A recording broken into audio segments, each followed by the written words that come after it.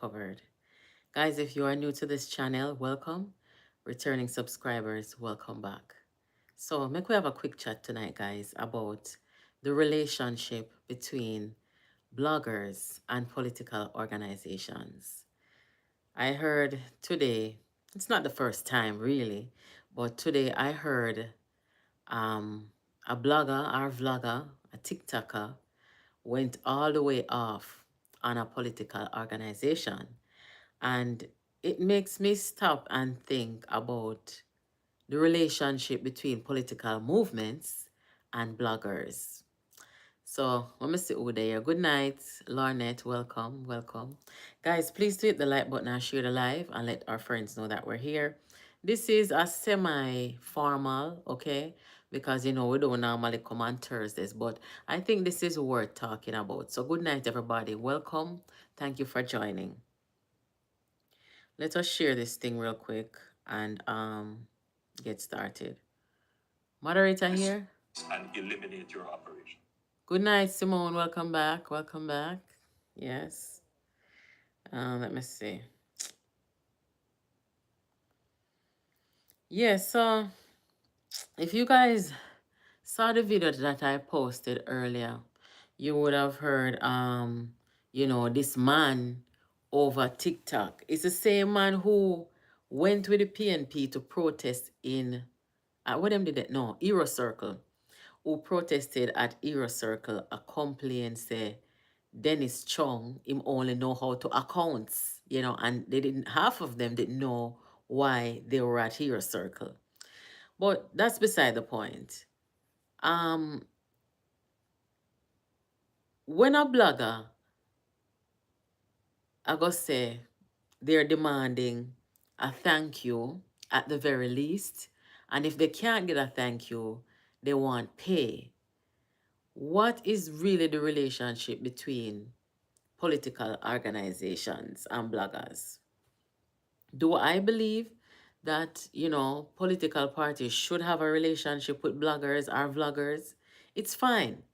It's the way of the world today. That's just the way it is. We see it here in the United States where bloggers and vloggers, they may have a relationship with um, a political party or politicians where them can call and get answers and speak to them, and that's fine you know but when an election is over, what is the criteria for a blogger or a vlogger to expect a political movement or politicians to reach out to them personally and say thank you for blogging? Me no know. Una have to go help me out with that one here. Because me have a different perspective on this. As a content creator, let me just start here. As a content creator, guys, I do what I do because I like what I do, first of all. The second thing is why I chose to talk about politics and, national issues and stuff is because I love my country and I care about what goes on. I'm a member of society. I can't just sit down and see things going on, whether good or bad, and not comment and not say something, right? So that's my purpose. Now, want to notice the position that I take. Yes, I used to be not a supporter of the PNP, but a member, an official paid up member of the PNP. Okay? And yes, when I was out there blogging and speaking, I would talk about things the PNP did I do right or wrong. I would talk about things that the government did I do right or wrong. I remember during PNP time, during Portia time, when Portia was in government and with the crime, I used to talk out about that all the time. I used to be like, every day on a combo condolences to people and the crime just keeps spiraling. What are you going to do about it? This kind of thing. At no point in time when I was a member of the PNP did I ever feel like anybody owed it to me to come and say thanks for blogging. I've never viewed it that way. The next thing too is, it all depends on your blogging style and what you're out here I do. Because if you're out here, I tell lie upon people, I call up people name and them something there. Which politician I want to come out and associate themselves with you? They're not gonna want to do it. The bloggers them want me say, where did I blog on behalf of the PNP or in support of the PNP? I didn't see them carrying the PNP's message.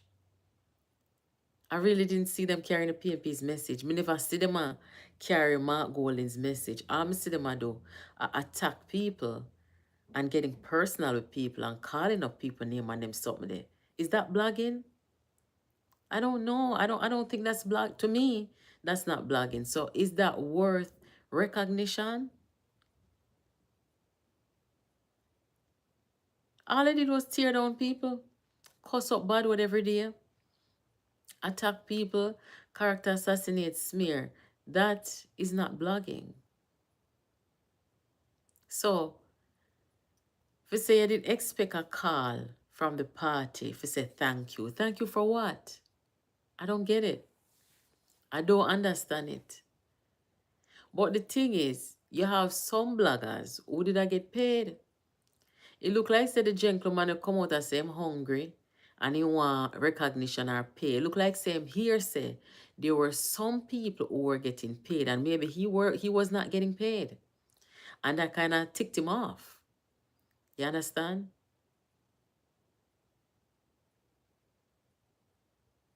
You are different from this young man cussing the PNP. They tell him who they're going to pay. Yeah, I agree. I don't use TikTok, and when me come out here and talk, me I talk substance. I don't even like come out here and talk about people. Me come out here for talk about the politics and talk about the issues. So me not really try to put me and him in the same category. What me I say is, people who have a smartphone and people who feel like say them a blogger and feel like say them a help a political party to win an election. Are they members of the party? That's the first thing. Were they in WhatsApp groups and in groups where they were getting first-hand information from the party to disseminate?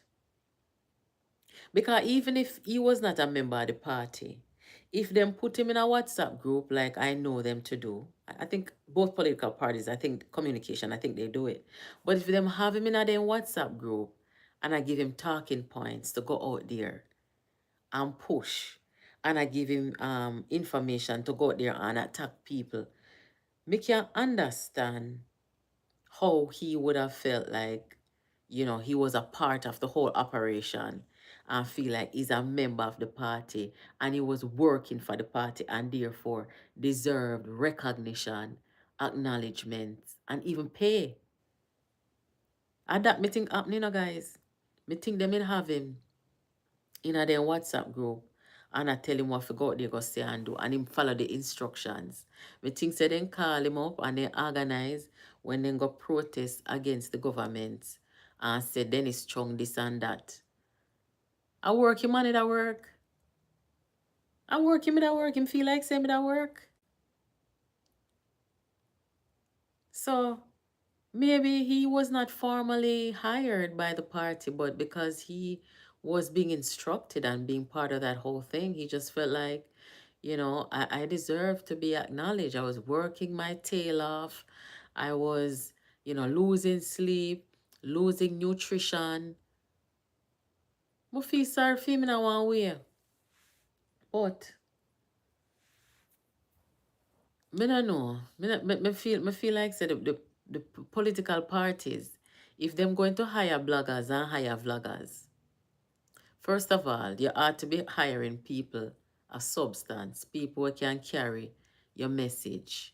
No people who come lie and them something there. Me not believe in that. People who are going to carry the truth effectively. There's nothing wrong with that. As long as a truth Whether they carry it effectively or not, as long as a truth and them have good intentions and them know what them do, them can read and write, them can talk good, them have good delivery. Me don't see nothing wrong with that. But when time you see, this will happen to them, you know. When time they take up people who are out here, I cuss people every day. I call up people name. I tell lie on people. Them not really intellectually savvy. Them not really understand what go on. And you see what happen now, then can turn pan the party. And that's what I want to get everybody want to take put in a group and make them feel like them at work. And if people them feel like say them at work, then go and want to pay. Now here's another thing now. Me hears them a say,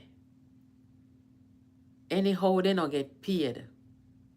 Them a go join Karen resistance. Karen say, me fi say. Karen say, the resistance fully can't hold no more people. And the resistance not pay. They not pay nobody. That's what Karen say. Imagine that the man say him is going to bow down and kiss Karen's foot and say sorry. Him sorry and him want to be a part of the resistance movement. Karen said the resistance full. And Karen say, I be a bright people in the resistance. She say, I be a bright people in the resistance. I am watching what is happening in Jamaica. Now I want to say to all patriotic Jamaicans to be vigilant. Honestly, we do not know Mark Golden intentions. Yeah, I guess that's right. So, I don't know, guys, what do you think? What do you think say political parties should have relationships with bloggers and vloggers? And if so, how do they go about that? Because if a man come out and accuse a political party say he want acknowledgement and he want money and he hungry. That look like say you know you work out the man and now PM. And as Jamaicans we don't like their style there. So maybe they need to address him and address it. It's serious, man, for true. They don't want no dons. Sorry, no vacancy over the resistance. Me feel sorry for you. Oh God. Me feel sorry for you. One at a time. He might come out here and call out my name, but me not answer him because me can't, me not really like argue with people more so, you know. So me not bother answer. CJ, I'm doing fine, thank you. I can't say for sure because I don't know.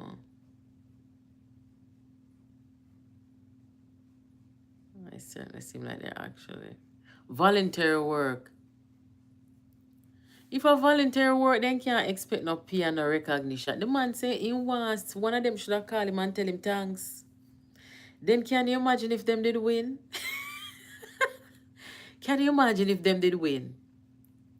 If them no win and he want big thanks and personal thanks and one-on-one thanks. Support them did win. But it's a member say 14 when they did have. Yeah, man, I'm doing fine, thank you. I agree with Karen. The true resistance full. Let them create a semi-resistant, yeah, like a resistant too. Yeah, look here. Good night, good night, Rodney. Good night, welcome. I don't know. I mean, anybody can resist, you know, them can do them one thing and resist. You don't really need to be a part of any, you know what I mean?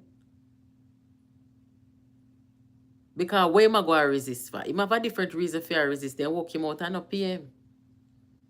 Karen not resist about that. Karen not resist with that, so it's a different thing. The resist, boy, I mean, I don't know.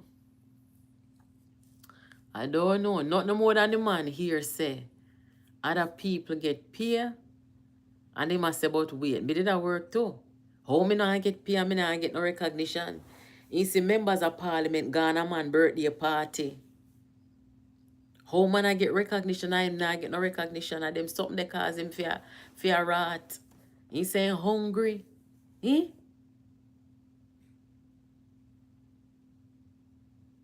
If the PNP won, there would have to be a supplementary budget to accommodate the 1 billion. Keith, can I tell you, it look like say some of them who were blogging, they had it in mind that the $1 billion that were promised to the content creators, cause everybody take up themselves knows that them a create content and them a blog. I mean, lick nobody hustle or nothing, but people go here say $1 billion did I go give away. 1 billion of taxpayer dollars did I go give away to them. And that now go happen now. And people hungry. A hungry man is a hungry man, you know. Good night, moderator. We don't want him over our side. Make him go to Mark Golden. We the JLP don't care about him. Boy, may I tell you. You see, people do this for different reasons, you know. You have people come out here, come blog and talk because of money. Some of them want to feel like they belong or be a part of something. Some people, them do it because they're patriotic. People have to know why they might do what they might do. Because if you are a patriotic person, you are not going to be looking for any recognition or money. You're not. You're just not.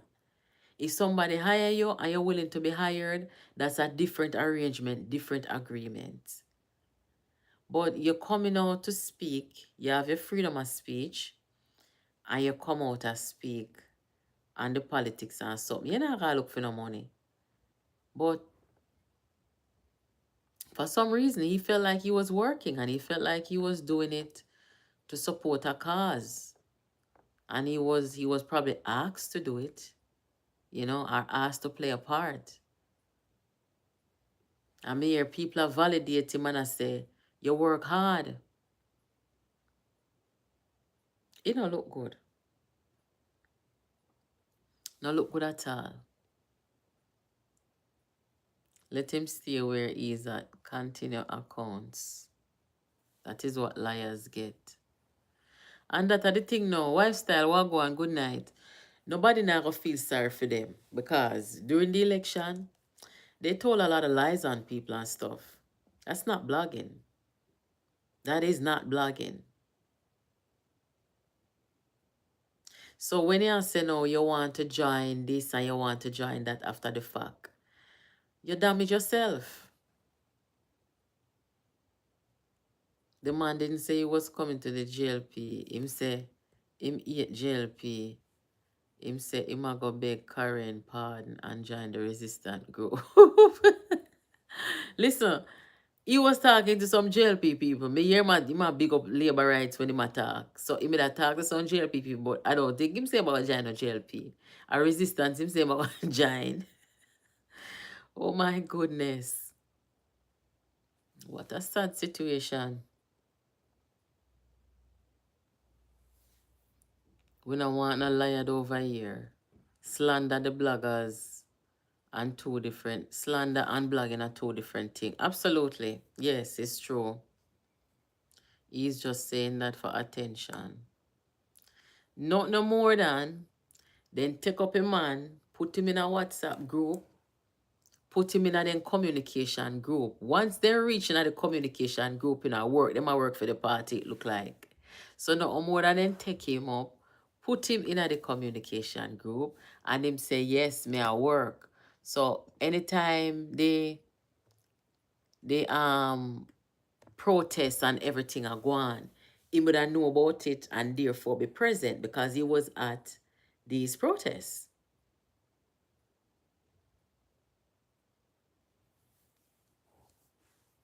Look, acknowledgement him, he don't want him say, never want more than that, but since him never get the acknowledgement, he want him money. Good night, Everton White. Welcome, first time on the live. Make sure you subscribe and come back. Thank you for joining. But all I'm going to say is the political parties in Jamaica. Jamaica is not that big of a country, okay? But if the political parties are going to have relationships with bloggers, make sure say a bloggers them, real bloggers them. Make sure say they can carry on a message. Make sure say them a do blogging and content creating. Make sure say people them want can proud of, people them want can call their name, people them want can associate on themselves with without feeling bad about it. You know? Because even though the PNP did appear some people, them did come out and kind of endorse one TikToker where they say they made allocate some of the $1 billion to. They did come out and do that because even they understood that in order to disseminate information and get your message out, in this time that we're living in, you have to make bloggers and vloggers a part of your communication team. But it's the quality was the problem for the PNP. Can you guys name one PNP blogger or vlogger during the election where did I carry a good message and I promote the party and I promote the leader? Can you name one? Me not really know them. Me not really know half of them or most of them. Me not know them. Me just know say there is one or two on the social media only because you heard them, talking about them and stuff. But I cannot name one. I was a Dean Jackson Miller. Tap it no man. Me not talk about Dean Jackson Miller, man. But they didn't have one good blogger. Even the one them where I get views, them never have one good blogger or vlogger where I carry any good message for them. Seriously. And even when in the chat I say, no can't name none, no can't name none. And sure. Oral Tracy, come on, seriously now. TVJ. Moderator used the Oral Tracy. Wife style say TVJ. All right then, all right. Me don't know if them that get paid. But neither Oral Tracy, nor TVJ, nor Dean Jackson Miller, none of them could help the PNP. But me I talk about people in the mainstream. Let me say that then. People in the mainstream, we are blogger, content creator, vlogger. The PNP never have one of them out here carry the party message or no message at all for them. Everybody come out here a character assassination and smear campaign and personal attack. That is it.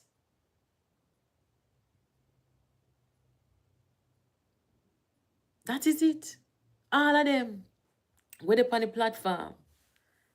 Lies, character assassination, in your windows, disinformation. That is it. That was it, not no more. No on the JLP side.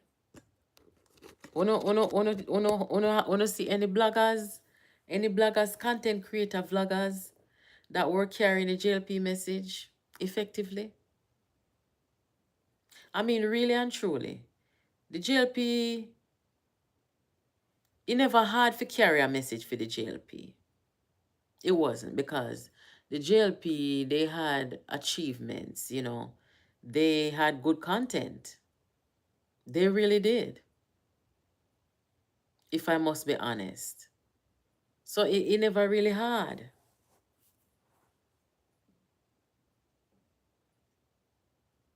But it was, when me hear this morning, I say, oh gosh. Toward the PNP, they hate Karen. And they even hate me too, and that's fine. I hate people And for a man where they did it with the PNP and the risers, them for come out, come talk, say, him a go bow down at the feet of Karen Cross and ask her to accept him in the resistance. The situation is bad. If I that it will come down to. Really. JLP bloggers, them they never have to work hard. Them have content for days, information for days. When your opponents hate you, it means you are doing well. I think so too. Yeah, I think so too. More ask a question though. The constituency where Damian Crawford in a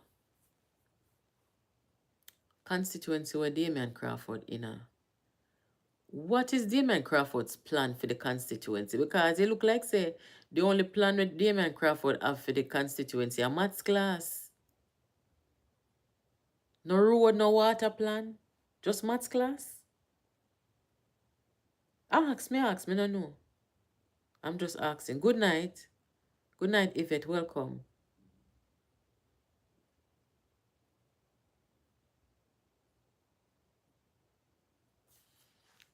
Just free maths class? No infrastructure, no water, no. I don't know. Good evening. Welcome. Guys, please do hit the like button for me. What happened to the pension plan Mr. Golden promised for its workers at its convention some years ago? Can you get an update from Karen? I don't know. Because if my man they say hungry, if I even want to look at money out of the party workers fund, him should I can get not true.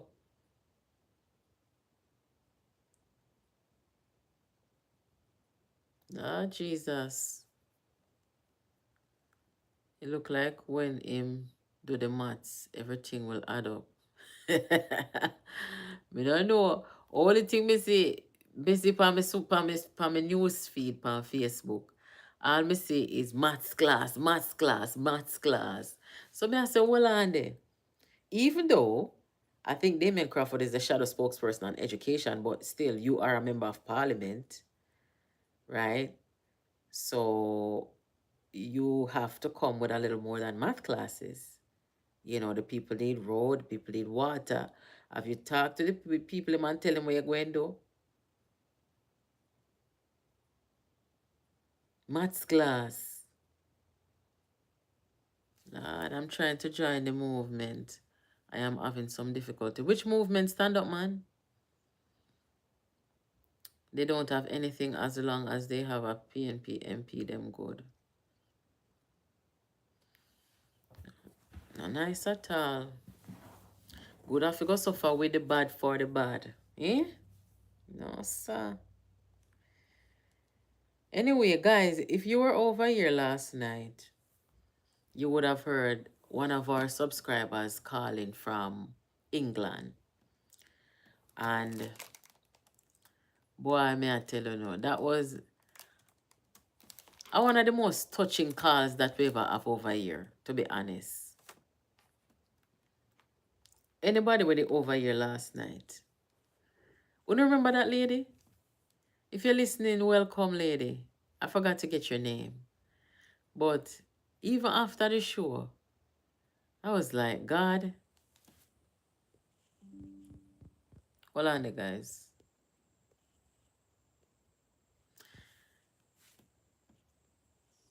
Even after the show, I said, God, I pray that her plan to return home is successful and swift.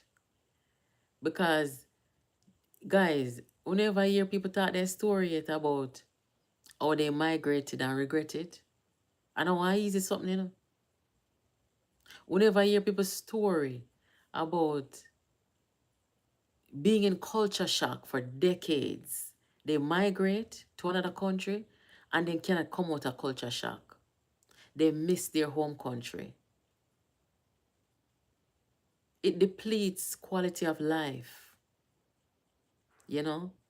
And I just pray that not just our caller last night, but every Jamaican who migrated and they want to go back home, I hope that they find the courage. Because sometimes too, people get so comfortable in their situation after migrating, and they they're scared to start over, and they're scared to go back. You can't live like that, you know. Can't live like that. People start over all the time, and you got to start somewhere. When you left Jamaica and going to your foreign country, that was a starting over. So if you have to start over for a better quality of life, it's worth it. But all them sitting there with the woman attack over there last night about England, how the living condition and living situation over there. All them something I never know. I was really taken aback. But I was glad to hear from her, and I was I was learning too. I was learning about, culture and education system. Or the PNP them not keep conference. Me no know. Maybe they not no money. Me no know. Cause if spend so much money going to an election and lose, I can understand, why they wouldn't do it. But there are other things too. What you think about the mass shooting? You the police then say, right. You the police then say, then take out two of them. Then take out two of them and them will do it. Me tell you last night say, last night me I talk to you. I think it was last night me I say, anybody will go do that. Everybody know them. Everybody know how to do it. And the people them are talk because they kill children. So the people them start talk. The police said they were confronted.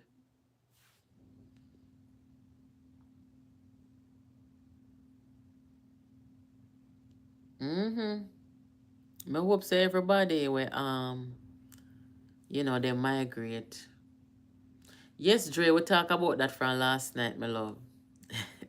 Justice for Melissa. We talk about it last night. But may I say anybody who migrate and they want to go back and job, don't afraid. Now is a good time. The country are developed. There's work there. Just make sure say you have a plan. In anything that you do, you gotta have a plan. You gotta have a plan about how you're gonna earn, where you're gonna live, stuff like that. So you just have to make your plan and move. Nobody sit down in a sorrow and problem and complain every day. And Jamaica is right there. You're scared, but you just don't want to tell people that you're scared. Just do it. And to anybody when I migrate yet, I want to plan for migrate, or people are telling you for migrate. I'm telling you something. Do not migrate until you visit. Visit and spend some time, watch how the thing go, look how people live, look at the traditions and the norms and things like that before you decide to move. Oftentimes, people who go to foreign to stay, them don't go visit and observe and imagine themselves in the situation and ask themselves if they can live like that, if they can transition in a new way of life like that. No just take up on yourself and run off for a visa and say, we're not going to get filed for and one go on the gun. No do that. Evaluate the thing first. Because oftentimes, when people migrate, they sell out their furniture, then give away this, then give away that, they sell their house, they sell their land, they sell their car, left their job, and go away foreign. So if they go to the first 6 months or the first year and them not like it, me know people will do that. And they get stuck. Because them already, in a Jamaica where they say a fling stone behind you, me not know. But them already sell out everything. Them not have nothing to go back to. So them have to just sit down in the situation where they come in. Bless up yourself, Big Mike. Thank you for joining. Be careful. One of my subscribers then send me a message this morning.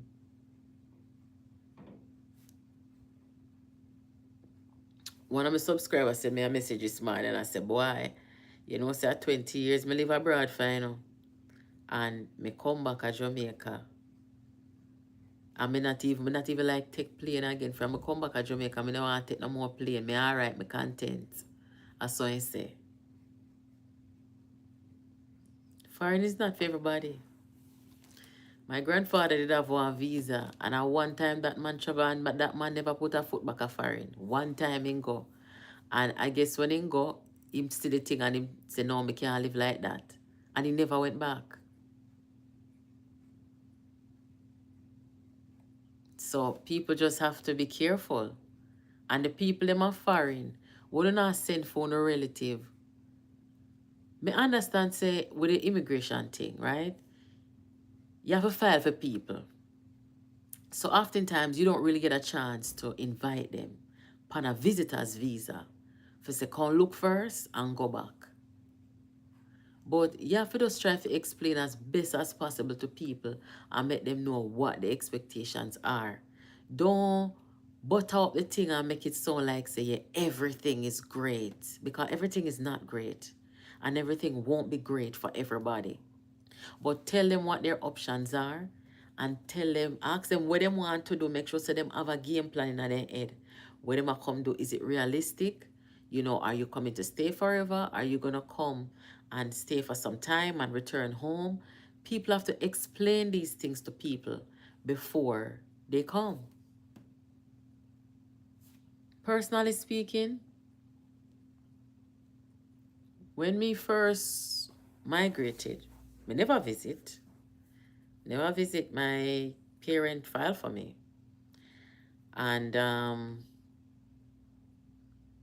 my dad migrated, and like 2 or 3 years later, you know, me and my siblings came over. And telling you the truth, you know why tell me in the chat if you know why my migration story. This is a good story time. You know why my migration story? So 15 years old, just past my common entrance. And I was already in high school in Jamaica for like first farm. I migrated in second farm. A second farm? Yeah, second farm. And me didn't know from my father migrated in 1996, I think, or 97. Me did already know, say, you know, I was going to migrate because my dad was not the type of person who was going to leave his kids behind. You know, my dad was a good dad. And so when the time finally came, like my dad, him visit us, I think maybe 2 times, you know, just a visit. But him visiting and sending us things that different from, you know, actually leaving. And to be honest with you, when my father migrated, I was very unhappy about it. As a matter of fact, when my dad migrated, me ball for about 3 days because me and my father did close, you know, and me know some father that would make me come, but you know, it was just weird. You know, first time in my life, me ever separate from a parent. Anyway, 15 years old, my father said, all right, at time now, you know, got the embassy, get with papers and everything. And when I first went to New York, I lived in New York for a while.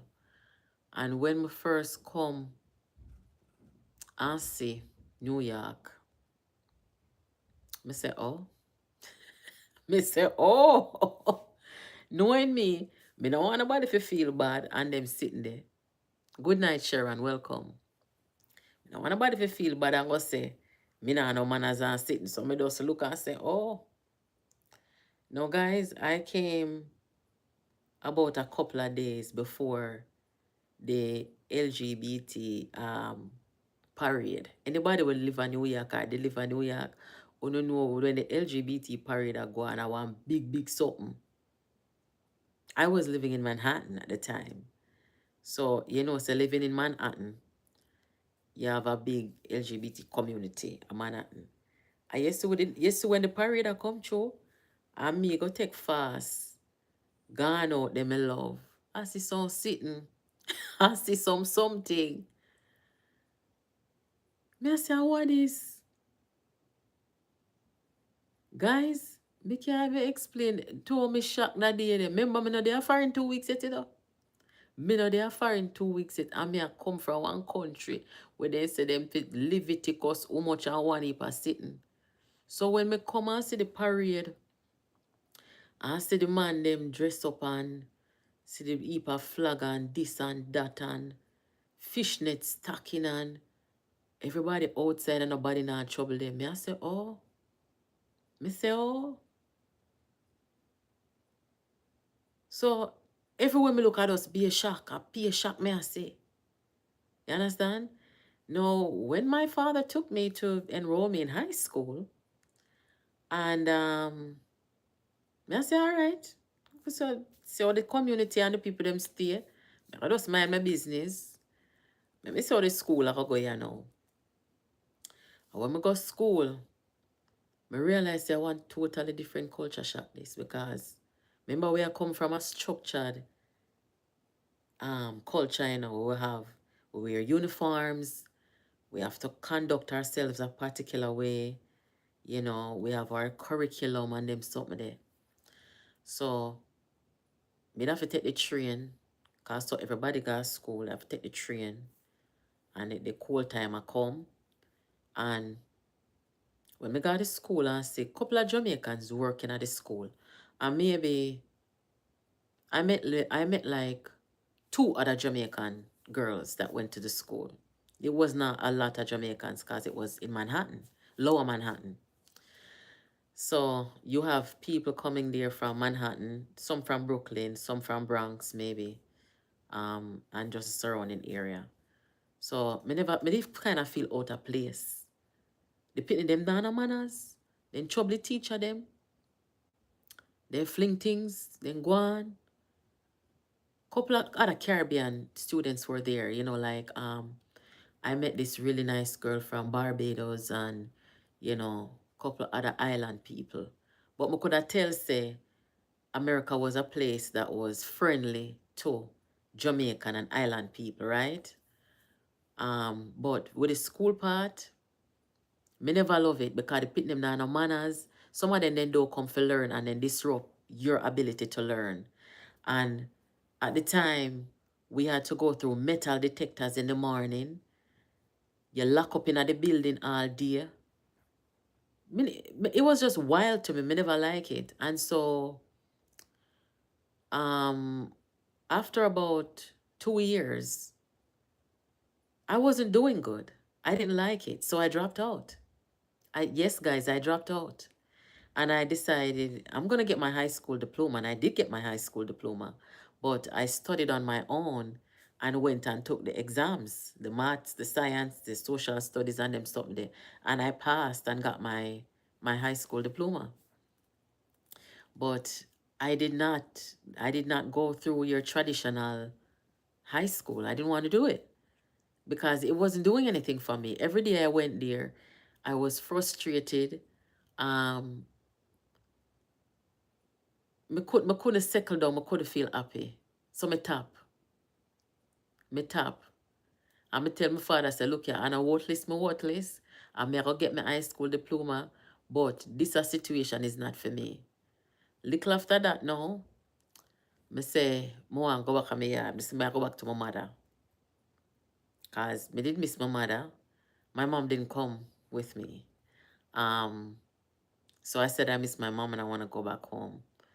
And I remember one summer, my father sent me back to Jamaica.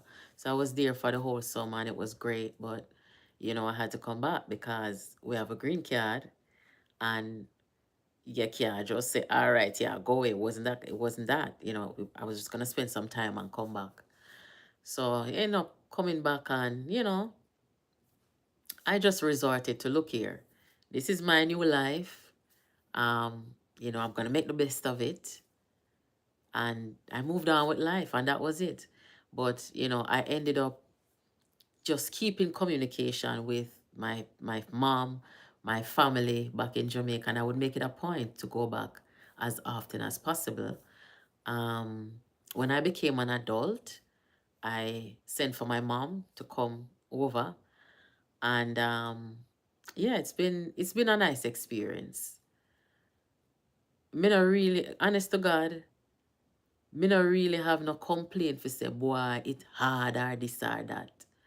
Because I've made choices that would not make my life hard. Me's a soft life person. I've always been a soft life. Me not believe in a hard life. Me not believe say work for kill nobody. God know, cause we are dead left work. So I've made choices to make sure that it was not that way for me. Everybody's journey is different. Everybody experience is different. You understand? But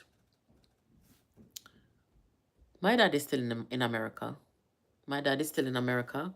My mom lives about 5 minutes away from me. So we're here. But I've never lost touch, and this is the thing with a lot of people. They lose touch with Jamaica, and how them get back in touch with Jamaica is if them come on these platforms or, through social media and stuff like that. I never lost touch with Jamaica. I never lost touch with my family and stuff like that. Am I a fan of migration? To be very honest with you, I'm not. I don't like migration. Remember, me say me not really have no bad experience, I'm glad for the experience of living in this country. I've met some wonderful Jamaican people here. I have a daughter here.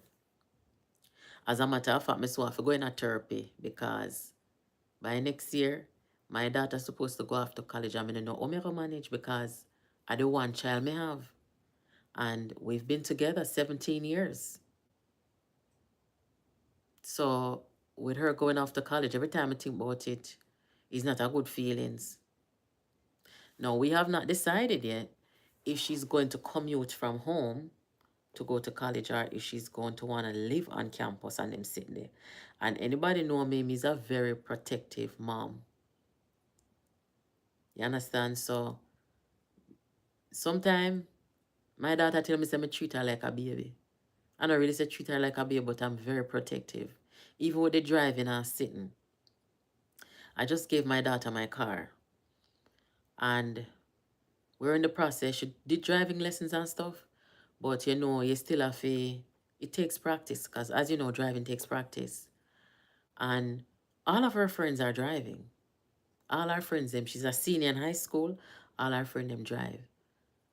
All our friends, them have them license now. So she still have her permit. I mean, I make she drive by herself. Me nah do it. Me never think that people are 17 or 16 and they sit in the fit. I never think nobody should have own a car until them about 25. Because your brain takes time to develop and your decision making. I'm very big and strong on that. So, it's your kids gotta grow up, but me never did ready for the whole college talk and them sit there moving out and all them crap there. So it'll go hard. Maybe some of you guys, if you've gone through the same thing with sending off your kid, maybe you can give me some pointers. Come seriously, I take about therapy, God no, cause depression not kill me. So maybe you can give me some pointers as to how you navigated that chapter of your life, and stuff like that. But somebody asked me, a couple of people asked me since the election, say, if me that move back, go back to Jamaica. Yes, I would. In this season, in this time, I would. Because I see that Jamaica has evolved, you know, the crime has gone down, and that was one of the biggest thing.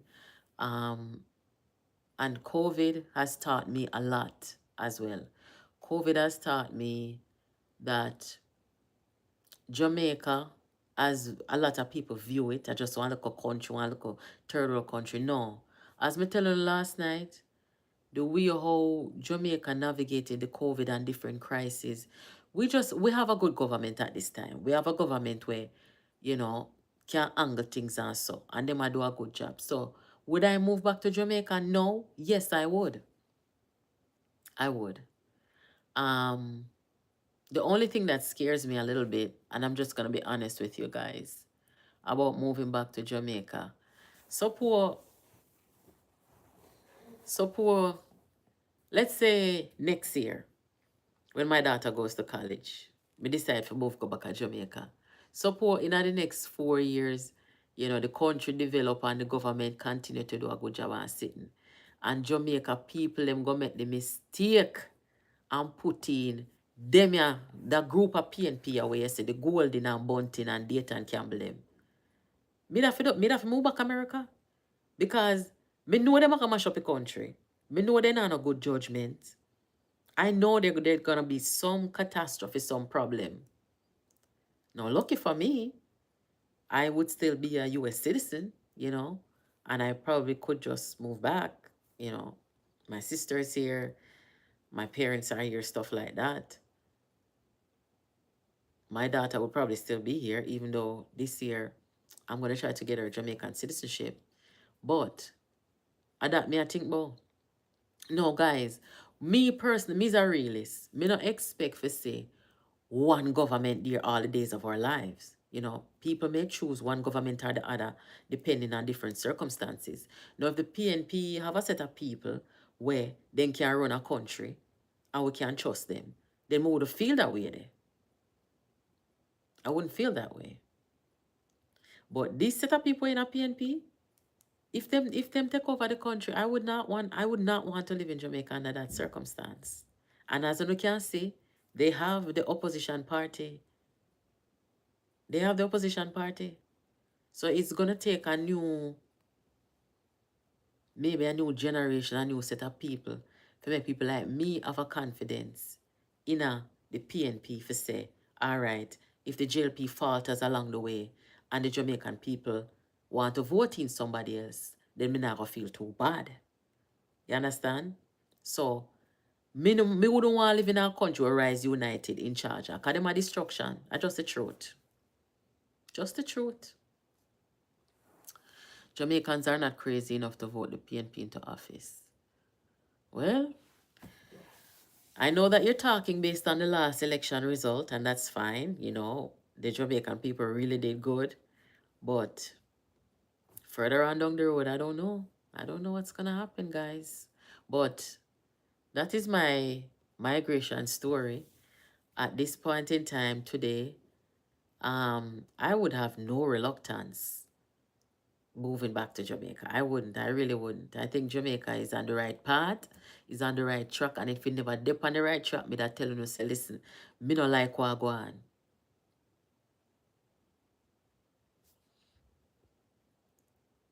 All right.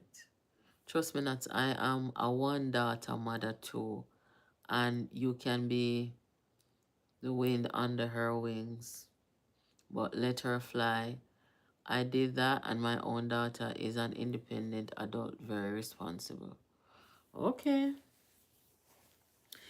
A lot of people of my generation, and I have some in my family as well, them have one child. A couple of my cousins that I grew up with in my age group, we all have one child for some reason. I don't know. Um, I think it's a thing now. People that are just not having a lot of kids. One man comment over here yesterday. I tell me, say, me if have more children. Sorry, you know how old I am? Me not supposed to have no more. Me can have pitney a 17-year party. I'm at somebody. And me not have pitney out of wedlock. Me not do that sitting there. So no come over here and push on a pitney for me. And also pitney go. Don't worry. Fourth term loading 1 p.m. You know what me I think to the two? When you look over France and you look over UK, did you know say those countries change prime ministers 5 times in like 2.5, 3 years?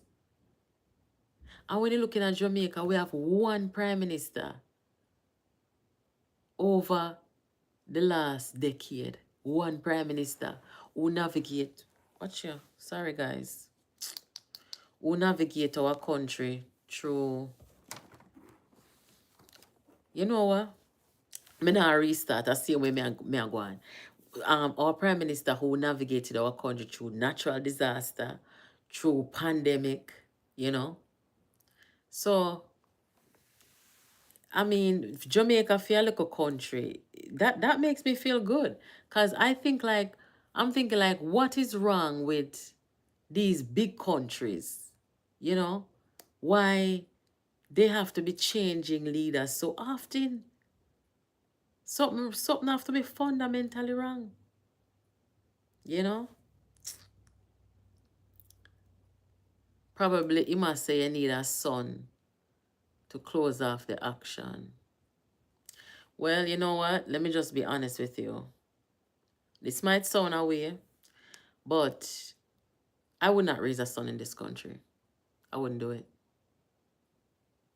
When I got pregnant with my daughter, I hoped for a girl.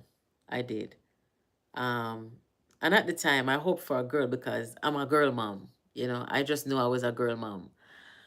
It wasn't for no other reason. I prayed for a girl and I got a girl, but at the same time, me tell myself, long time, say I would not want to raise a boy child in this country. I would not want to raise a boy child outside of Jamaica. If I had a boy, I would move back to I would have moved back to Jamaica then. I don't want us I wouldn't want to raise a son in this country. I don't say this very often. I have two nephews here. I love them dearly. I miss them too. They're good boys. Um,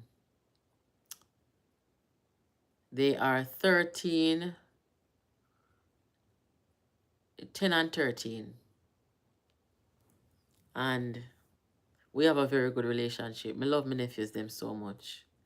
I don't get to see them very often because we live in different states, but you know, I think about when they get older and stuff like that. I don't know. I could do it. But I've talked to my daughter about living here and what she want to do, and them sitting there. I mean, make sensitize her and tell her, say, listen, your mother might want to move back to Jamaica in the future. What you want to do, you know? But anyway, she's so young to even have an opinion on that.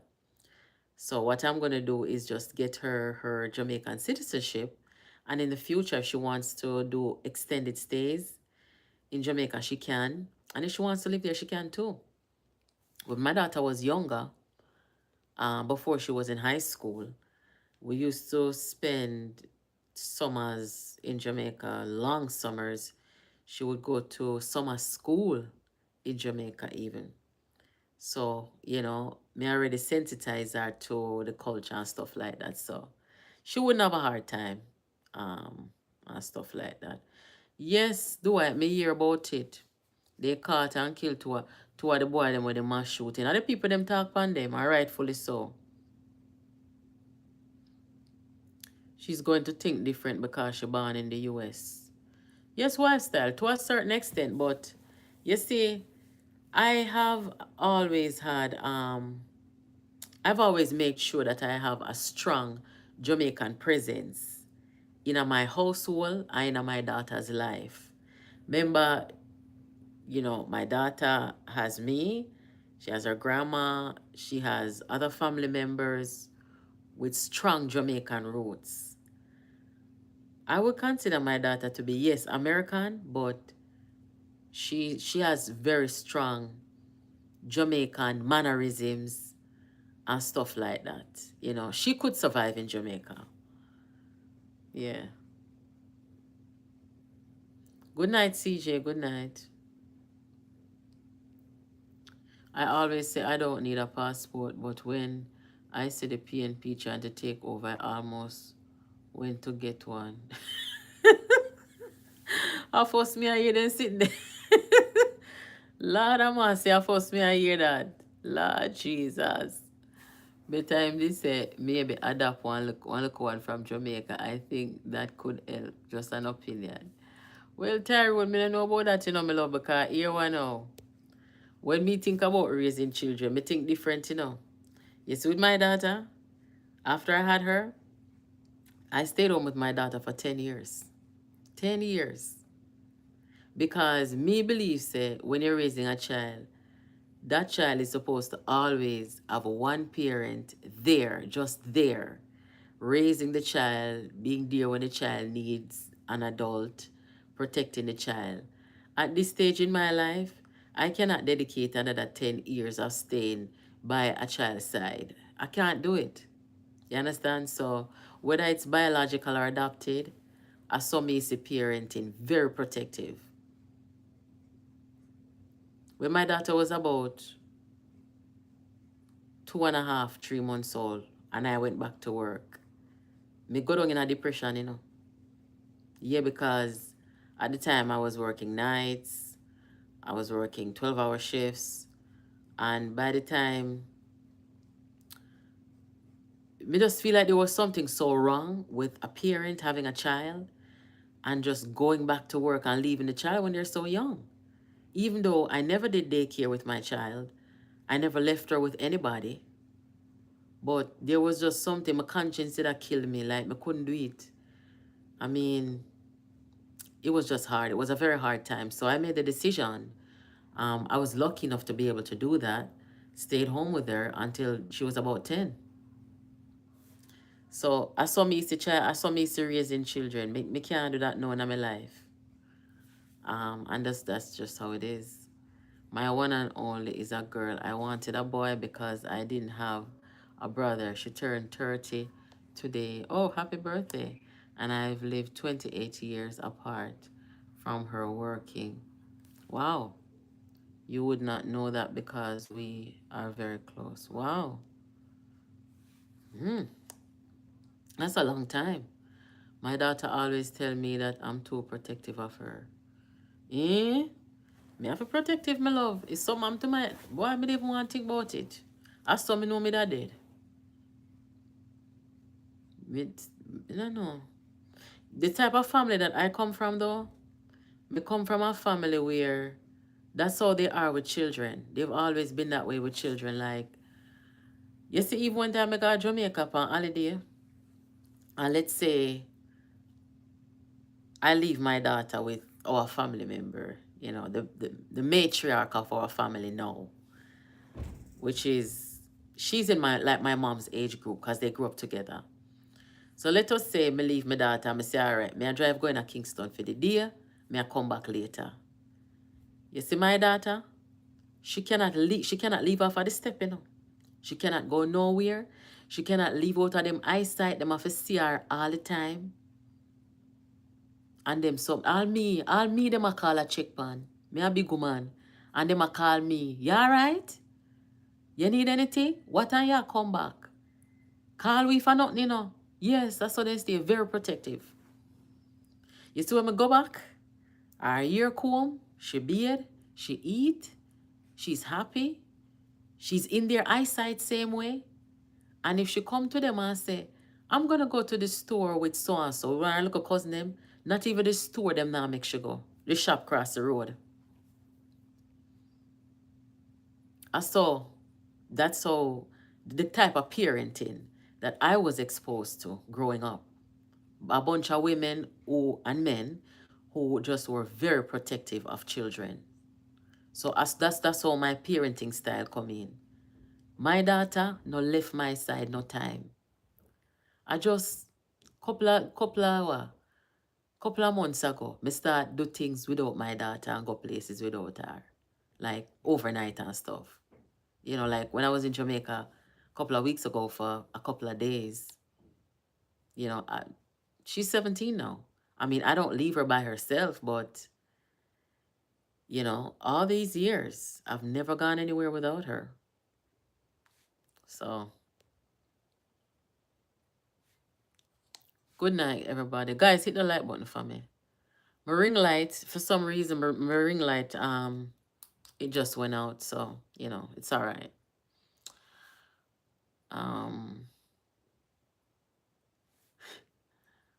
I take it off my mother, so she never left with nobody. You're mad? Hey, you see before me migrate to my father, you know, so my mother get chance to go a foreign and she no go. She don't go because she said she not left her pity them. And me nah knock nobody for leave them kids because some people they might feel like say boy them did get a once in a lifetime opportunity for leave them kids. But God Almighty know. Me personally, me could do it. I just could not do it. And I imagine for the parents them who had to make that hard decision, it was hard, to leave your kids. And one of the things though I don't like migration too is because I went to primary school and even high school in Jamaica with kids whose parents they are foreign all long. Some of them don't know them parents. Either their mother or their father, they don't know them because they gone a foreign. Some of them they gone foreign, they don't look back on the pitney them and them something there. And the pitney them was sad. You understand? So when my father left and migrated, even though my father never gone too long before he sent for us, and even though, I grew up, with my dad still, that day when me I forgot airport go watch my father go on plane and go left me. Hey, that was hard. So it's hard for the kids too. It's not just the parents. So me, I am not a fan of migration unless you're migrating with your family. I know somebody who one of my friends where she had an opportunity to migrate as a teacher. And when she was migrating, the contract that she got, she was able to bring over her husband and her child at the time. And they migrated that way. That's fine if everybody decides that that's what they want to do. Um, why the opposition leader didn't take his wife to the prime minister swearing in? Oh my gosh, it was. So me don't know. Me never see her. So me don't know if she did it there or not, but me just never see her. I don't know. How some family members can't be trusted, not leaving my daughters with any of my family member. A true thing. A true thing. I me think about that when my daughter did younger. When they sit they start growing in my head about people touching all my hey, me say no, nah do it. I never put her in a no daycare. No daycare. The first time me ever put her in a I don't even know if I would call it a daycare for her because she was like 5 years old. She was like 5 years old, and I had an exam that day. I was in college, and I had an exam that day, and I had to go to college. I had to go to the exam. And her dad was working at a hospital where they had a child care place there. So the people who work there, the healthcare workers, they would have the option to put their kids there, and but it was just for the employees. So that day now, me say, all right, me I go bring her over there for just a couple of hours while I go take this exam and come home. Come back, pick her up and bring her home. So our father ended up bringing her at the child care center on the hospital compound. So it's when me go pick her up now about 11:30, 12 o'clock. So she did there about one good look at 3 hours. The rest of kids them there, them did the whole day because them parents work there too. So I'm gonna go back, go there, go pick her up. And I say, how was your day? She said, Mom, I don't want to go back there. I said, why? She said, because it smells like pee in there. Those kids pee in there. I said, Jesus, Father. She not used to daycare. So she know want go in there. She said, the pitting them pee in there. And I said, the pitting them nose are running in there. So she said, the little girl, it was a shock for her. She said, but the babies were cute. But she don't like how they put them pee in there and their nose are running there. I say, Lord God, all right, me now make you go back in there. But we not do daycare. Me not trust people with my pitney. You mad? No, sir. If something was supposed to ever happen to my daughter, like people touch her and they sitting there, hey, I couldn't go on. I mean, I blame myself right through. My mom left us for Canada with her parents. I thank God that her parents raised us. Me and my siblings always talk about this. She's a great provider, but not as emotional as my grandparents. Oh, that's understandable. That's understandable. But because of our history in Jamaica and some bad politics along the way, I understand some parents, them have to push out and go out there, go try to create a better life for their kids. I understand that totally. And thank God for the grandmothers and the grandfathers along the way who do a good job raising the kids them because, you know, and it's always a good thing to reflect on our grandparents. A lot of time, when I'm reflecting with my cousins them that I grew up with in Jamaica, me I say, boy, I wish if our kids did get to know our folks back then. But they've all passed away. So our kids not really get to know them. But thank God, because we experience growing up with them and stuff, we still have the affection and all the good qualities that we learned from them. We're able to pass it on to our own children. So that's good. But a lot of times I think about that, I regret it. Um, Barrel children became a staple for Jamaican parents. Yes, barrel children. Don't drop your guard. If the crimes, murder rate increase, it will affect Jamaica. The travel warnings, returns, and investments will be affected. The PNP destruction plans. But you know what? You're sharing a relatable story tonight. Trust me, you're sharing my story.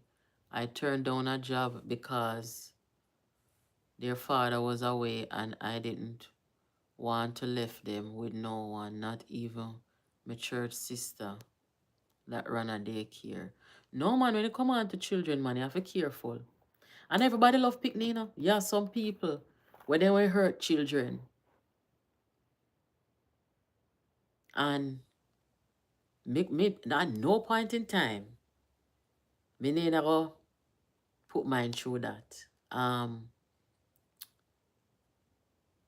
The way that my family migration went, with my dad migrating, when my dad migrated, we were with our mom, so it was okay, but I can't imagine if both my parents were not around. And although, I had good grandparents, it just wouldn't be the same. And as a matter of fact, you see my grandmother, she's no longer with us, but by the time my grandmother started, by the time me get to know my grandmother and them stop me, my grandmother never really have no time for raise no picnic, no grand picnic. My grandmother, me did love my grandmother dearly because she was a very youthful woman. She wasn't a old grandmother. She was a youthful woman, look good and keep up herself, and she was a dressmaker. And she used to gamble and out the road and do the things them. But my grandmother was not the type of grandmother who ever sit at home with the picnic them. No. Everybody got beat off themselves. My grandfather would have they bought the place a cook and they but my grandmother, if my grandmother had to stand the responsibility of caring for the grandkids while her son migrated or whatever, it would have different.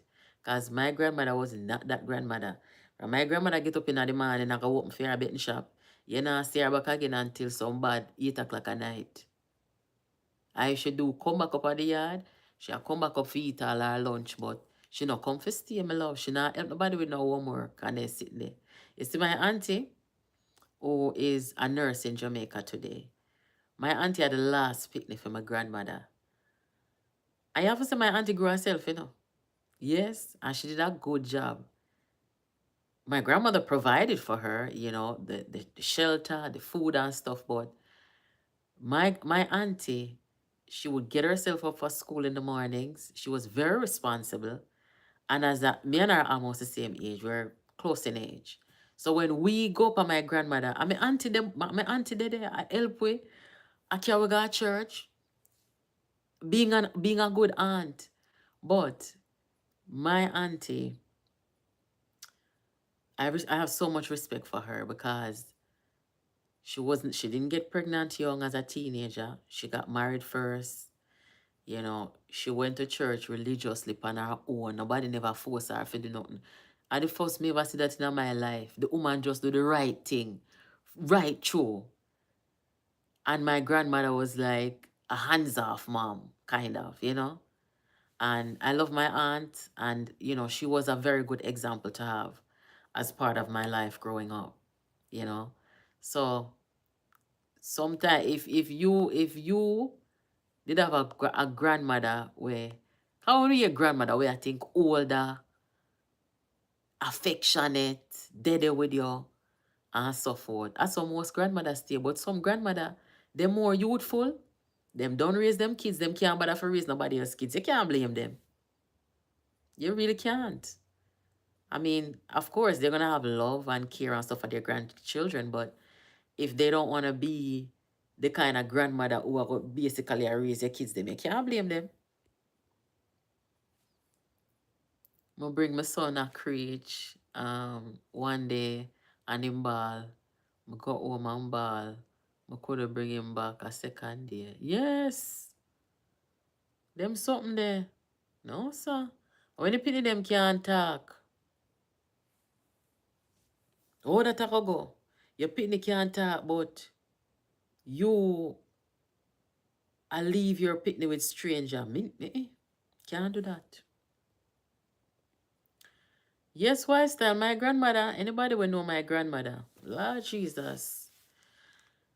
The woman, if you ever go in my grandmother closet and see some sitting in there, some young girl clothes, some sequin, because she used to be a dressmaker, so she could have sew good. And my grandmother was the type of woman where she used to love go people funeral. So when time she said she has step out go one funeral, anybody will know my grandmother. When she has step out for go one funeral, everybody on the road have to come out and look on her because the woman hot. She used to carry go funeral all about the place. Sometimes she has a funeral I keep. She rent all one bus. And hey, you know much place. When me I look a girl, I grew at Jamaica. And if I was by my grandmother, like say on a Sunday and she go a funeral. You know much place my grandmother care we go a funeral or some place at Jamaica. You know what happened to me when one at the time? I go to Jamaica one year and I was in Westmoreland. Um I had a family member that was down there. So, you know, during our vacation, we would just pack up and go down there for a week. Because it was right there on the beach, right? Anyway, one day, me say me I carry my daughter and my little cousin them go to the beach. But we drove. Because we did go Bluefields Beach, not where we were staying. Where we were staying, so Mosquito did it so. Me say me I drive carry them go Bluefields Beach, like literally about 5 minutes down the road.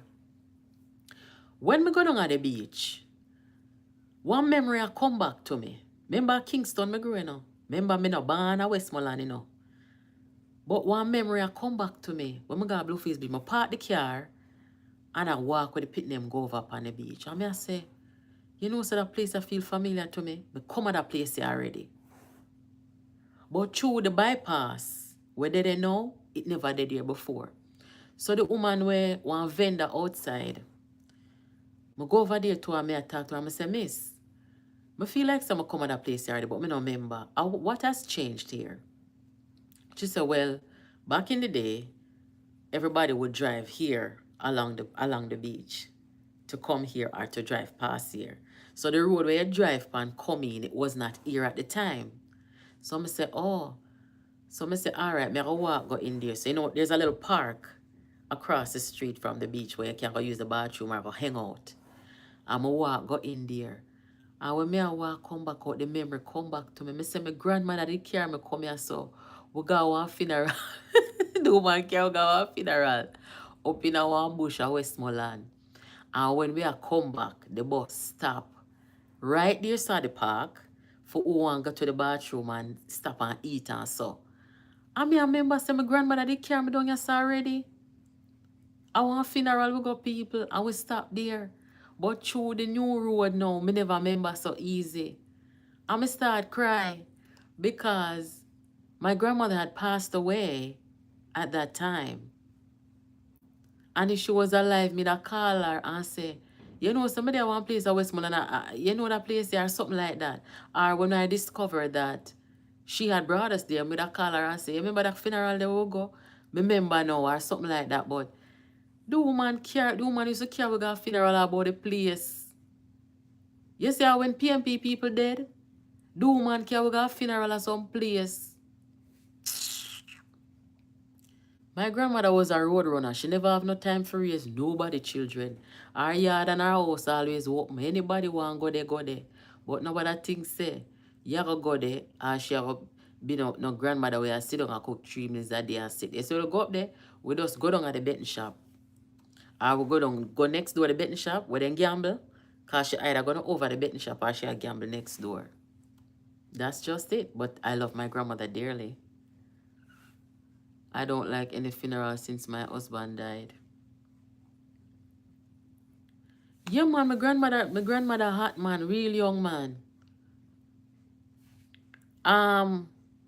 Sharon, you know, something like, I know Sharon said that. Ursulin, good night. Me not like funeral. Me tell people, say, look here, when you're dead, if you want me come there, come wash up a plate them, fry some chicken and cook some food and help out the thing, I will do it. But I am not coming to read nobody eulogy. Me not come participate in a funeral procession. Me not like funeral. I don't like funeral.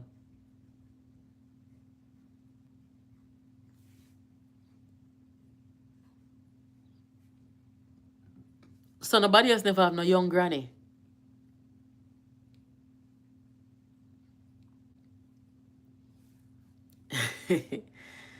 Yeah, man, my granny was a very young granny. Oh, God. Me say the woman, every time the woman dress up and come out, one scene she create out a road. One heap of scene she create out a road. And the man, them used to flirt with her. Young man, old man, middle-aged man used to flirt with her. Janet says she love funeral, eh? Me love 9 night. But me not gonna funeral. You not catch me gonna know me. No, sir. Me can me plan one funeral in my life. And me don't know why, but I was supposed to be the strongest one in the family. To do it because nobody else, it was just so hard, you know? And I put on a brave face and I did it because I had no other choice. I had to step up and do it. But you see, after that, me say I would never go to another funeral. I would never bury nobody else. Me not do it again. Me bury one somebody in my life. And I want I had this thing. Me not do it again. Right now, me tell my daughter, say when me dead, make me cremate it because me not wish this upon nobody. Me not do it. Me work out the 9 night though. The Jamaica 9 night. Jamaica 9 night nice. Yeah, man, Jamaica 9 night nice. And it's to me, it's more than a 9 night. It's more of a spiritual thing for me.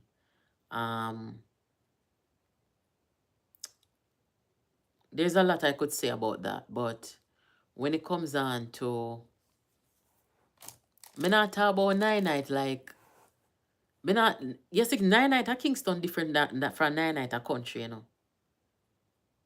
Kingston 9 night, you just go there, go drink and you know, you might play a 1 and 2 domino, but country 9 night are some deep spiritual something that. So me love country 9 night. But I don't really do funerals. I don't like funerals. I'm not gonna plan or bury nobody else. Hello, good night, Clifton. Welcome. Big up all of the people, them. Of course, yeah, Winsome. Me have pictures of my grandmother. My grandmother was a rebel, you know. She was a me and her is very much alike. She and her sister. Two of them was very tight. And unfortunately, my grandmother's sister, I must about 14 of them, but She and her sister, they were very close. And I remember when her sister died, she died in her late 50s. She wasn't even that old.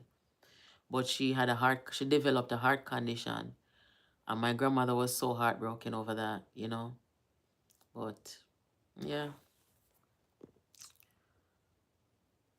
I hate funerals, but life is such that I have to visit one too many. I am praying against. Yeah, she's a rebel. Yeah, she's a rebel. If me cry when a funeral, me not like funeral. Me not like it.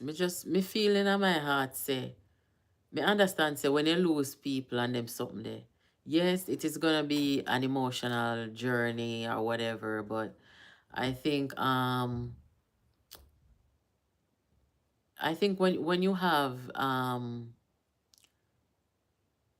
the emotional toll that it takes on people, you know, just the loss alone takes an emotional toll. And then when you have to go through the process of planning somebody's funeral, it's twice as hard.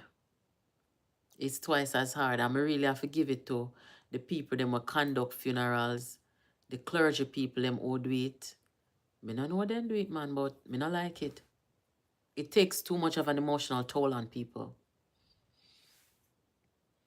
Me did go one funeral. After me say me not gonna more funeral, one of my cousin did pass away. And me go because I just felt bad not going, you know. And when me see how his daughter just was wailing and crying at the church, me said, God, this is why me say me not gonna more funeral, you know.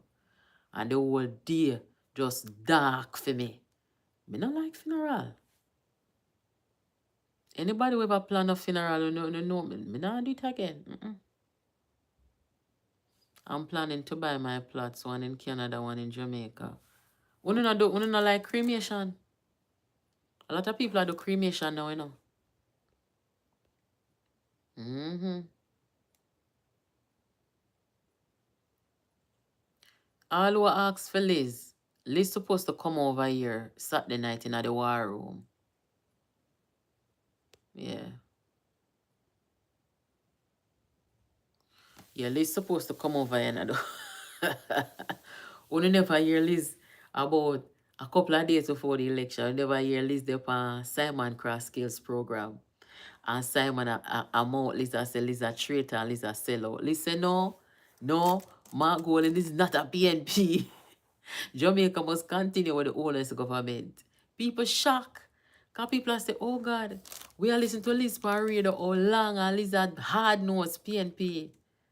And for Lisa say that, but we never hear from her when she come over here. I'm trying to miss it. I've got cremation. That's a definite. Yeah, I had to go to a daycare to do some observation for child psychology. I witnessed a caregiver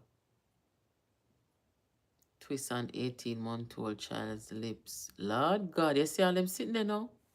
Mm-mm. I like it. One of my friends died by carjacking. The car thief shot her in the... Lord God. I like them something there at all. Anyway, guys, our time now. Oh, you're not too late. Look, I'm come look early. A topic nice tonight. A chit chat fellowship. Very informative. You can have topical reasoning for different outings. Yes, Sharon. Yes, I think so too. Yeah, just sometimes it's always good to talk about the politics because it's what we need to talk about and what we talk about over here. But sometimes, it's good to talk about things that may not be too political and, share similar stories and stuff like that. So it's good. It's good. Yeah. But I would like for anybody, maybe when you can call in on the program, maybe tomorrow or something. I would like to hear somebody call and tell me their story of returning to Jamaica. Any returning resident over here, tell us how is your story of returning home. You are looking more natural without the ring light. That's true. Then maybe not for use it again. Then maybe that's why it's sitting plug out. I think I plug it. I don't think it mash up and I plug out. It's plugged in behind me. Talk about life in general is also good. Yeah, man. So anybody with any returning resident story, wanna come share on the story, cause me I tell you guys, a whole heap of people want to return home to Jamaica now. That's crime. I go down and things are different. And now that's I believe that COVID-19, even though it was bad and people died and thing, I feel like say there's another aspect to COVID where a lot of people's eyes became open about life, about, how we want to live, where we want to live, um, just different things.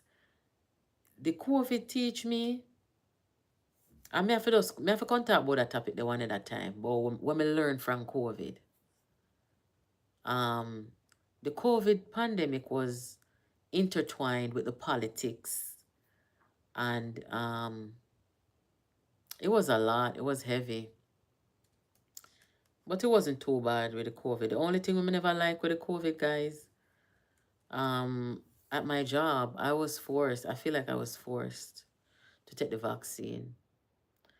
I'm not saying that I wasn't going to do it, but I felt like I needed to learn more about it because a lot of us, we just get an email say, listen, you either go take a vaccine or you have to go resign.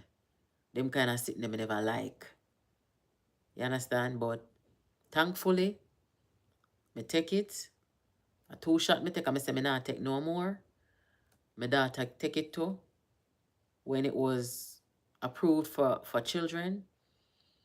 And I just said, you know what? If me go take this vaccine, I'm end up dead. Cause them see them start think to, Me say me take the vaccine and end up dead. Me just know say I was doing something to save my life. Okay, because I was seeing what the COVID was doing to people on a daily basis. It was terrible what was happening to people. So when the vaccine come, I kind of glad now and way still, but me never want nobody force me like that, you know. But fortunately, I have not had any complications.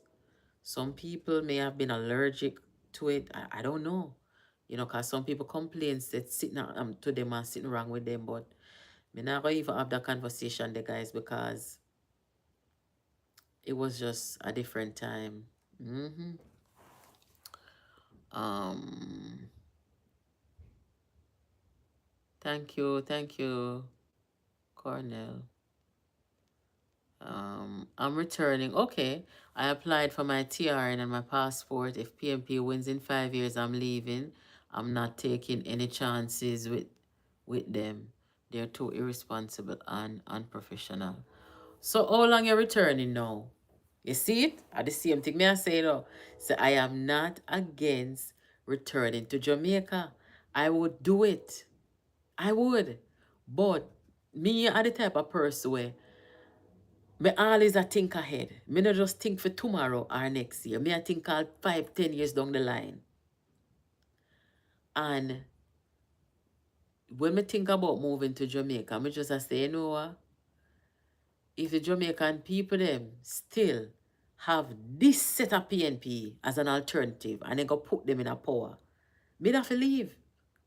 Me have to leave because I know them that do foolishness. And some serious foolishness too. But that's not even a good way to think because, you know, when hardship take you in your country, because sometimes hardship take you, whether it be because of bad governance or whether it be because of external forces that you can't control, sometimes bad things happen. Me don't want to be the type of person where I say, all right, if anything happen, I can run, Me don't like think that way there. If hardship happen, me don't want tough it out with my fellow Jamaicans.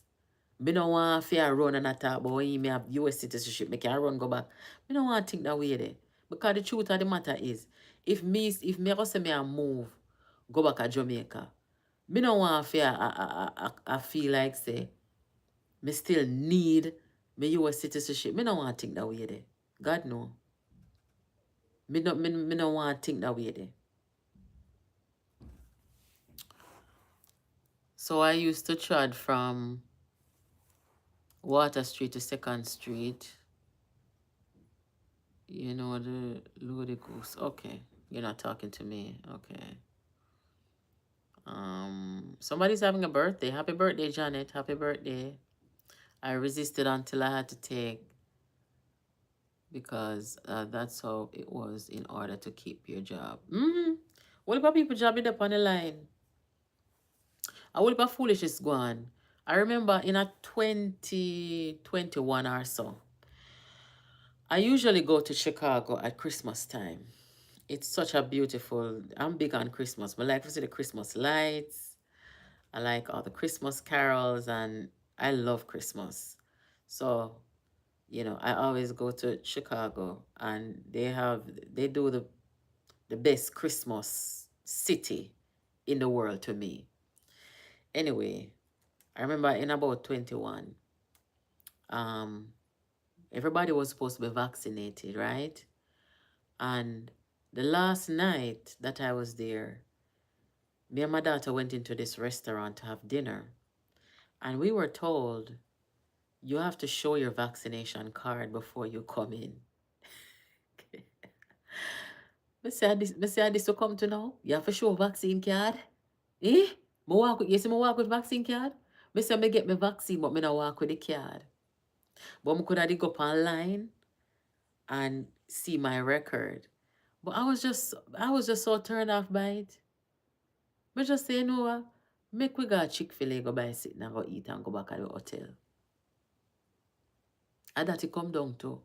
Me say thank God I'm my last day in the city. Because them are tell you now, so if you want to come sit down in a restaurant and eat, you have a vaccine card.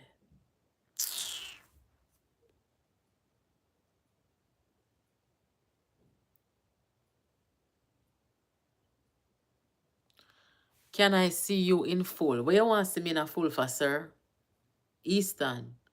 Nobody come over here come upset me spirit. Where you want to see me in a full for? No come over here and do them something there. Please. No muggling contest now keep over here. No showcase now keep over here. Me no want rude to nobody. No come over here with that. Do me I beg you. Where you want to see me in full for?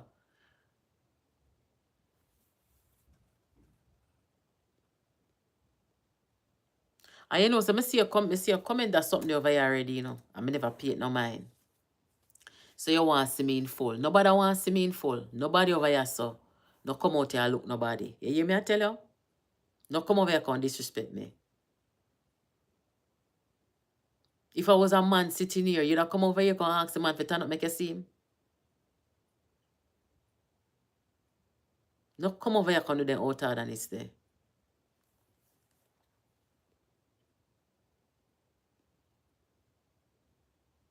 Dirty cup, don't laugh. When you don't see them coming in and comment with them something, they tell them don't do it. Over here stand on a careless platform. And on a riffraff platform over here, so. But stand up, let me see. You're bright and out order. I'm rude to you, yeah?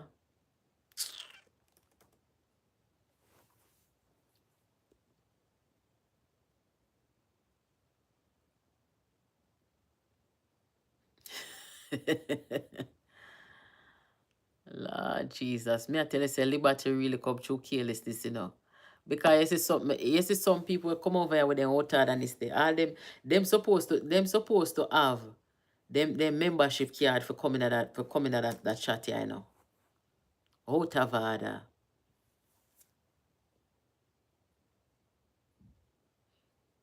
Anyway, guys, the situation now with the bloggers them. All of who just a come. We talk about a whole heap of things. I know you probably read the description or read the headline. I yes, said that talk about the relationship between the political parties and the black. Thank you, Bay. It's not a dating app. Go on over Christian Mingle and them place there. Here.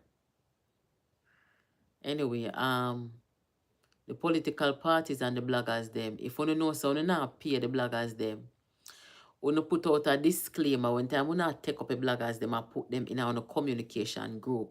Put a disclaimer and tell them say and you not hire nobody and you not pay nobody if you not going to pay them. Who not pay, you have contract with them, pay them. But the people them who not go pay like this a man you know will come out come ball say he hungry and he work how much hours and he build up how much enemy upon himself and he lose weight. Tell the people them say you not pay them. So they don't expect no pay. And some of the people them, if you not look work, if you not look blogging work, content creation work,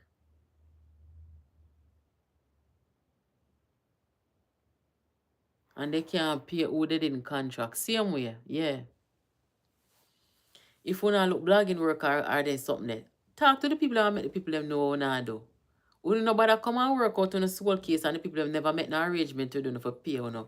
And then when time when you can't get no money now, we not come cause the people them talk about say they should have call and tell you no thanks and give you no money. You understand? And again, Karen say I be a bright people in the resistant and no space no in the resistant for nobody else. That's what she say. When she come over in the war room, she will talk more about it. Like how you put him in his place rightfully. Yes, Keith, over here son a Christian mingle man. Out harder. But I come over here so with that. And this is why in the beginning, you know, when I come out here upon the platform in a bit, this is why I never come out here and sit down so, you know. Because I know some people style stay, you know. This channel was a faceless channel for a very long time, for a reason. Because I anticipated these things. I mean, I like it.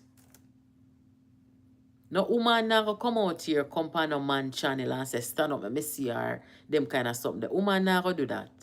So me no want a man come over here, come violate, man, no do that.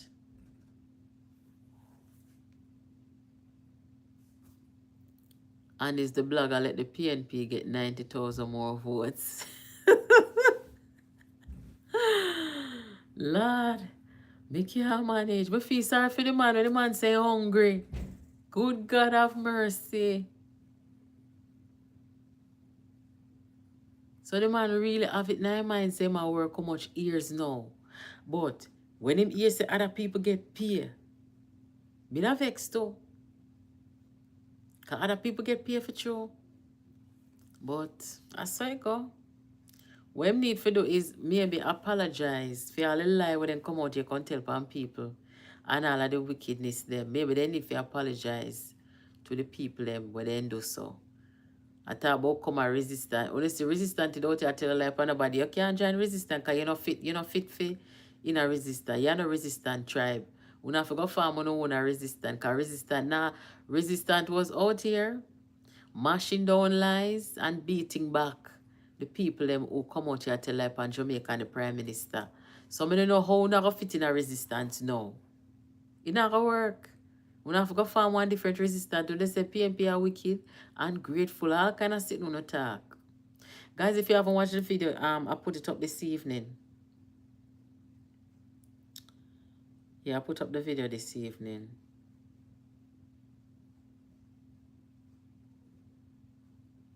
And I thank all the people who reach out with messages saying, you know, they appreciate and they like the program and they like the channel. And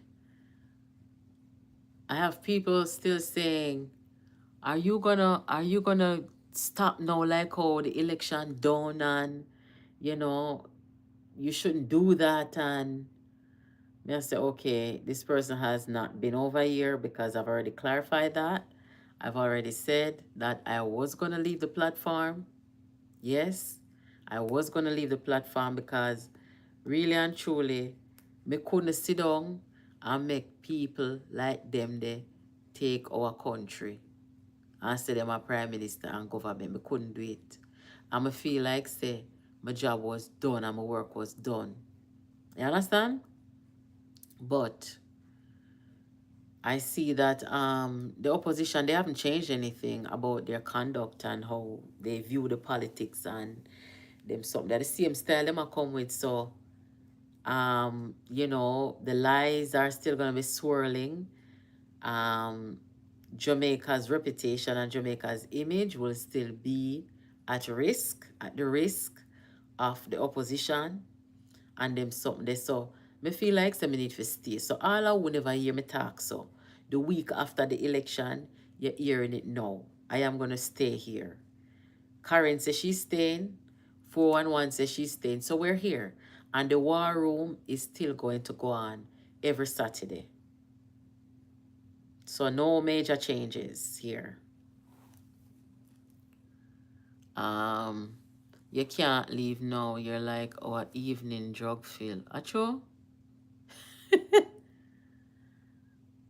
Love your content. Thank you. Thank you. My two boys are 18 years apart. Wow, for true? Diana, that is a big, way I say. Why? If me forgot get pregnant, you know, the man I forgot the man I forgot grow the picnic, me not tell a lie. I mean, I would still, play the role of a mother, but me not think me can do, me not think me that want do for my daughter. I couldn't do it. I couldn't do it. So maybe the man I forgot raise the picnic. And they're, me don't know. Me don't know, 17 years apart and 18 years, that's a big age gap. I'm not saying it's wrong. I'm just saying it's a big age gap. Um, After you let me go bed midnight last night, you could have never. Oh God, for sure. Ah, Jesus, me tired for you, the man them say. Then can't go them bed at night time. So then get up at 1 o'clock and watch it. I first me see this. Then get up at 1 o'clock to catch a program. And then something there. Guys, you don't know say, yeah, some people they maybe not too tech savvy and they may catch the program, let's say at 3 o'clock in the morning or 4 o'clock in the morning. They think that the program is live, but it's the replay that they're watching, right? And they call in the program at 3 o'clock, 4 o'clock in the morning. And me have to say, no, a program, well, the next day, I would send a message to say, the program was not on. The program is on at such time. What you are listening to is the replay, you know? So be mindful when you are listening to the program. Make sure it's on a live. Make sure it's on the replay. And if people feel so bad, they must say, oh my God, I may call it 3 o'clock and think that the program live. No, it's not live. You're not going to catch me on this 3 o'clock morning. I think it's funny. I sent you a video, but then I saw you released it. Oh, I must see video with the man because they wanted money. I want to have my first child in Jamaica. That's the main reason for moving back. Okay. Okay, that's good. What's your take on the campaign finance? You think they're going to be truthful with their figures, especially the PNP risers? I can't wait for the October 15 to come. To be honest with you, because the current opposition has a history of lying and covering up, I would not believe them. But we'll see what they put out. We'll see what they put out. And that's the thing with Jamaica, is that, we have to be more serious about these things. But I one thing me ever said before me go away. You see, within the next 5 years, Jamaica government, I think, I don't remember if I said this on one live a couple of days ago, but the Jamaica government, the electoral office, the electoral commission, everybody who responds for election and the process in Jamaica. You see, if them don't take up that something in hand seriously over the next 4 or 5 years, when we talk about election, but when we talk about vote buying and selling, Jamaica has to take this up serious in hand. There cannot be, there's no healthy democracy when you have people out there who are buying and selling votes. When you have people that are going to look upon you, because you have some look how handful of unscrupulous people and look upon people and tell them, say, them not vote unless them a get paid. And you have some of the unscrupulous politicians them who are buying the votes for true. If Jamaica not take this up serious in hand, me no want to come out here with a campaign about it, you know, guys. Me I tell you the God Almighty truth, you know, because me do it, you know. But come out here with a campaign and make the whole world say vote buying a go on and vote selling a go on, you know. And we need to stop it. Seriously. And it'll get bad. Me get the call them. And people show me what go on. I know the people them, I know a handful, and I know a whole heap of people are do it, you know. But it has spread. That's why them were in a parliament we go buy a seat. Them can't look the Jamaican people them in their eye. All them do a cover their face and a laugh. Because them know them don't belong there. Them cannot sit comfortable in there. Vote buyers. Dayton Campbell not supposed to depend on the EOJ, you know. Or whatever, you know. Dayton Campbell the first politician come out brawling, come say, buying a vote and pay for money for vote and them something. How the hell him reach this? So we don't take this thing serious. I hard to take it serious.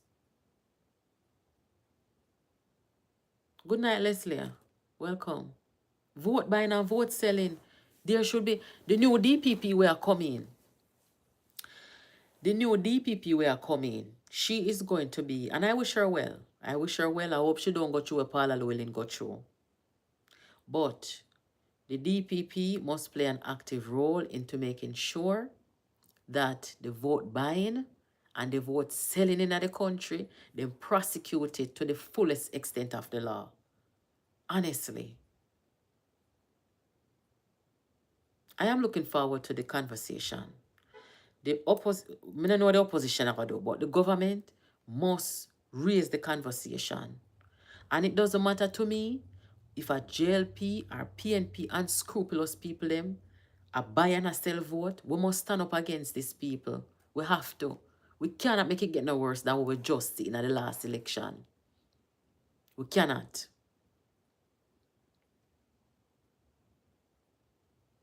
All right, so now come back with the ring light. Me now come back with the ring light then. Thank you. Me now come back with it. The ECJ. Yes, the ECJ should fire him for sure. And we have the evidence and a hearsay. We have the evidence where the man say, when you go there, if you know your people are asked about money for vote. What? And our people here so know I go on money for vote. I encourage the people to sell them vote.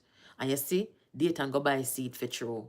Them are vote sellers and buyers and wicked against our democracy. Elections should be free and fair. And while we had the election observers them in a Jamaica, them never get for, the truth of the matter is, you know, them never get to see the dark side of it, you know. Them basically I look on how our process of voting is. And it's good. It's very good. Our process of voting. We've come a long way. But the vote buying where the PNP go on with, and them are the first to come out and accuse people of vote buying. No, it cannot continue.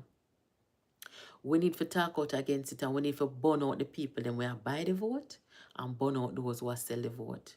If you can't go to the people with a manifesto and a plan and you have to buy vote, something wrong with you.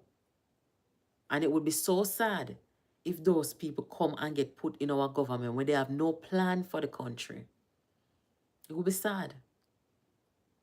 So Jamaica, we have to consider ourselves very lucky this time around. I tell you no, very, very lucky.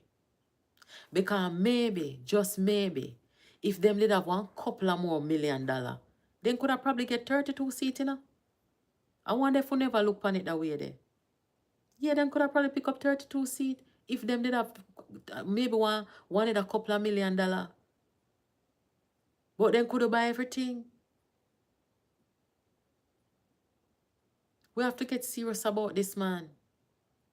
And we have to have this conversation because if everybody just gonna keep on shying away from the reality of the vote buying and selling in the country, then we have to go just open up a campaign about it, write some letters to some people and make them know say Jamaica democracy is at stake. There comes a time when you have to stand up for certain things. It might be uncomfortable, but you have to. And in this situation here, me and only know say, the 14 more seats where the PNP them get is buy them, buy them. Think about it. If them did have a little bit more money and buy a couple of more seats, them in our government.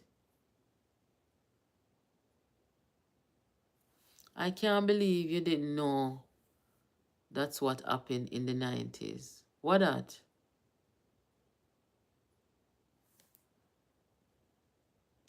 They got 3 to 4 seats too much, even with so much money.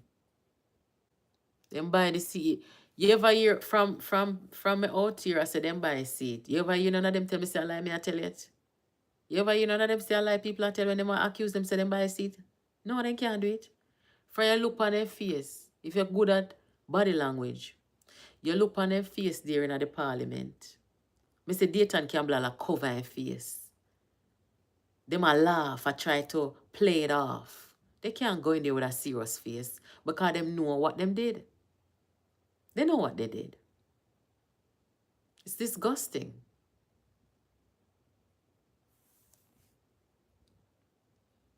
Remember, so you have PNP people that are run with Dayton Campbell, you know. Burn him out, run him away. Dayton Campbell couldn't win down if he never pay the people them for vote. And pay them for don't vote.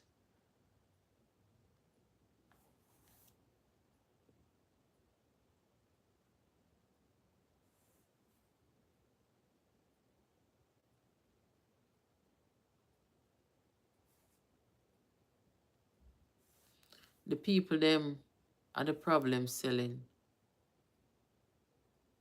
No man, I know the vote seller alone. The vote seller and the vote buyer are the problem. Good evening, everybody. Anyway, guys, I am going to log out now. I've talked with you guys for a long time tonight. And even though it went beyond just politics, it was good. So, you know, hopefully we can do a little more of this. I think next week,